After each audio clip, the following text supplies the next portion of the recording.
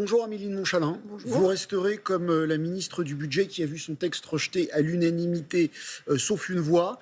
C'est pas grave, c'est un peu grave, c'est très grave. Que peut-on dire ?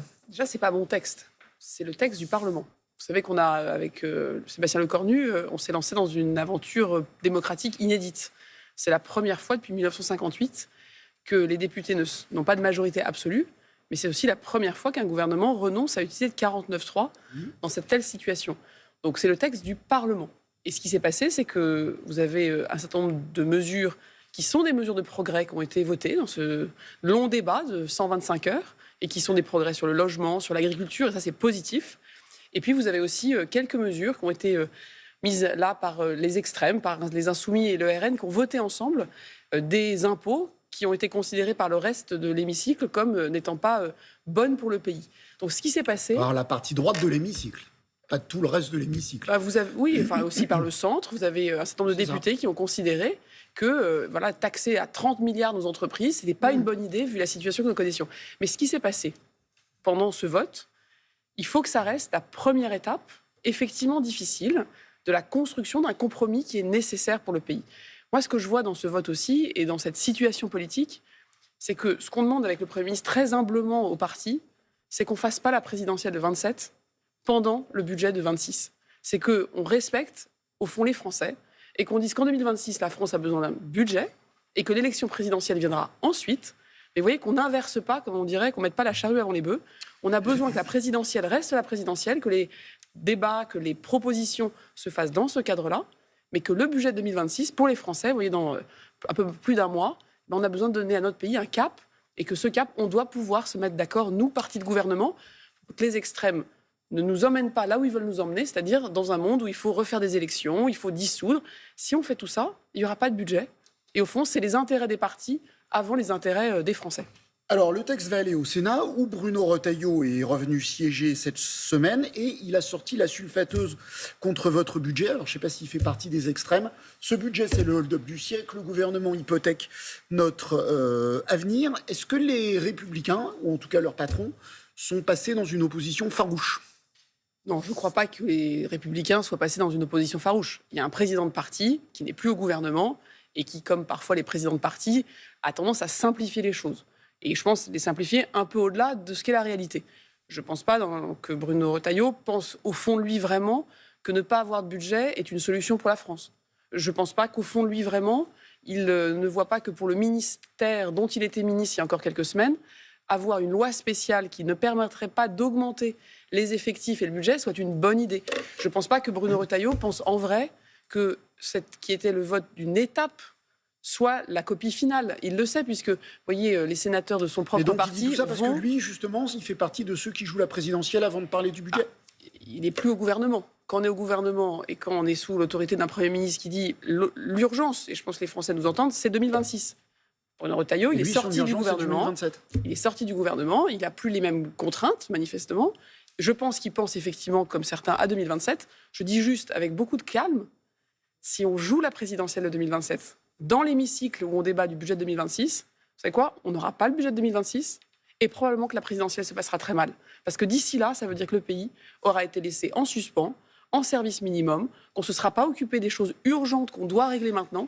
Et donc moi, ma responsabilité, c'est de dire, voilà, minute papillon, on fait une pause, on met les choses dans le bon ordre et on est capable, nous, partis de gouvernement, de montrer aux Français qu'on travaille pour eux, pas pour déjà anticiper une élection qui viendra.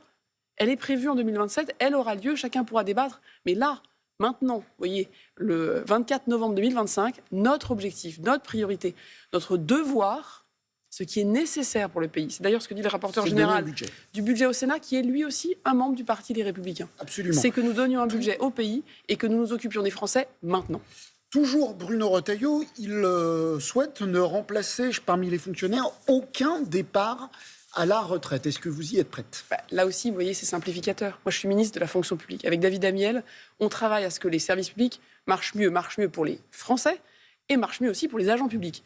Si vous ne remplacez aucun départ à la retraite, je vous le dis très simplement, le ministère dont Bruno Retailleau était ministre ne verra aucun effectif de police. En plus, il en verra même en moins. Donc tous les moyens qu'on a prévu de mettre pour nos armées, pour la justice et l'administration pénitentiaire, pour la gendarmerie, pour la sécurité civile, pour la police de proximité, pour la lutte contre le narcotrafic, ça ne sera pas possible. Si vous ne remplacez pas les départs à la retraite, non, c'est pas possible parce que vous avez aujourd'hui une démographie qui fait qu'il y a beaucoup de départs. Il y a évidemment des ministères où on continue de faire des efforts de productivité, donc on ne remplace pas toutes les personnes qui partent. Mais ici, il y a un ministère, aujourd'hui, on doit le faire, c'est évidemment le ministère de l'Intérieur pour la sécurité des Français. Donc vous voyez, c'est une proposition, comme on dit, qui ne tourne pas, qui ne marche pas. Vous ne le souhaitez pas, mais le plus probable désormais est qu'il n'y ait pas de budget le 31 décembre. Non, c'est pas le plus probable. Non, je vous arrête. C'est probable. Je vous arrête. C'est possible. Regardez ce qui s'est passé il y a 15 jours sur le budget de la sécurité sociale. Il y a eu un vote positif. Il n'y a pas de majorité absolue. Nous n'avons pas, nous, gouvernement de majorité. Pourtant, il y a eu un vote qui a voté pour ce budget. La sécurité sociale, M. Bornstein, c'est la moitié. Le plus probable est qu'il y ait un budget le 31 décembre. Le plus probable. Je n'ai pas dit souhaitable, probable. Le plus probable, c'est que les Français, et je crois qu'on l'entend tous, veulent que nous mettions d'accord, veulent que... D'ailleurs, c'est pas tellement tous leurs députés d'ici le 31 décembre de se mettre d'accord. C'est que les députés se mettent d'accord. Et moi, je ne me résous pas à considérer que nous serions déjà dans une situation d'échec. Qui veut l'échec ? Marine Le Pen qui veut la dissolution. Jean-Luc Mélenchon qui veut que le président parte de l'Élysée. Tout le monde a voté contre. Même les partis, même votre parti Renaissance s'est abstenu. Oui, il s'est abstenu en disant quoi ? En disant à partir du moment... Il n'y a pas que les extrêmes qui ont acté cet échec. Oui, mais c'est la première étape.